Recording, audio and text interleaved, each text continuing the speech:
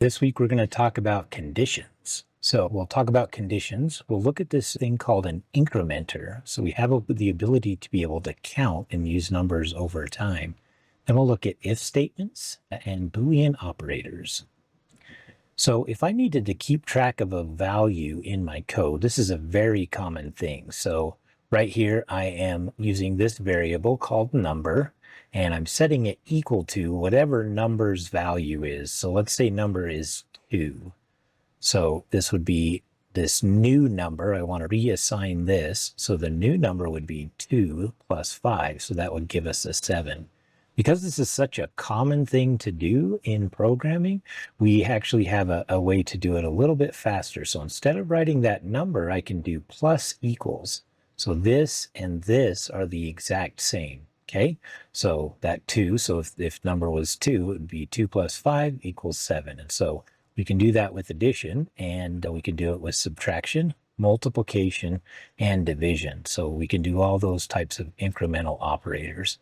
So let's look at another example. Let's say that we're trying to track the score of something. So here score is equal to 0, and we print out score is equal to 0.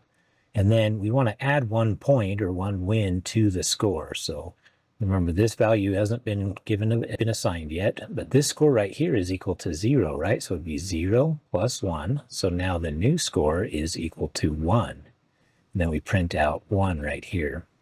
Then we are going to add 5 points or 5 wins. And so score equals, this is this score up here, which was 1. 1 plus 5. So now we have 6. This new score is equal to 6. We print out score equals 6. And then there's a loss, and so we need to subtract 1. And remember, score is equal to 6, the score right here. So 6 minus 1 equals 5. The faster way of doing that is doing a plus equals, right? So here we do a plus equals. It does the exact same thing, right? Plus equals 5, and then minus equals. So we don't have to write score twice. Here's another example if we wanted to do something with multiplication. So binary equals 1. We print out that number, so 1 right here. And then we multiply binary, which is 1 times 2. So now we get this 2 output. We print it out, and then 2, binary is 2 times 2, which is 4, and then 4 times 2, which is 8, and so on. So we use this as a way to be able to increment that number. A very common thing, you'll do it a lot in your code.